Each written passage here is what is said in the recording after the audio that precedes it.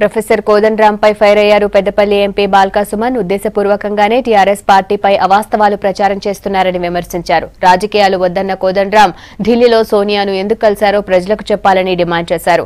కాంగ్రెస్ ఆదేశాలతోనే ప్రతిపక్షాలతో కలిసి మల్లన్న సాగర్ ప్రాజెక్టుకు వ్యతిరేకంగా కోదండరాం ఆందోళన చేశారని మండిపడ్డారు. టీఆర్ఎస్ ను ధైర్యంగా ఎదుర్కొనే సత్తా కాంగ్రెస్ పార్టీకి లేక కోదండరాంను ముందరబెట్టి ప్రధాన ప్రతిపక్షమైనటువంటి కాంగ్రెస్ పార్టీ డ్రామా చేస్తూ ఉంది. ఇవాళ మేము సూటిగా అడుగుతా ఉన్నాం కోదండరాం గారిని, సోనియా గాంధీ గారితో 2 సార్లు రహస్యంగా కలవాల్సినటువంటి అవసరం ఏమొచ్చింది? ఈ రహస్య సమావేశం వెనుకున్నటువంటి ఉద్దేశం ఏంది?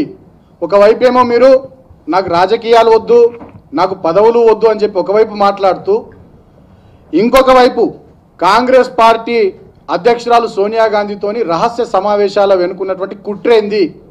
ఇవాళ కోదండరాం గారు తెలంగాణ ప్రజలకు బహిర్గతం చేయాల్సినటువంటి అవసరం ఉందనేటటువంటి విషయాన్ని గుర్తు చేస్తా ఉన్నా. ఇతర ప్రతిపక్ష పార్టీలను కలుపుకొని పోయి మల్లన్న సాగర్ ప్రాజెక్టుకు వ్యతిరేకంగా పోరాటం చేసిండు.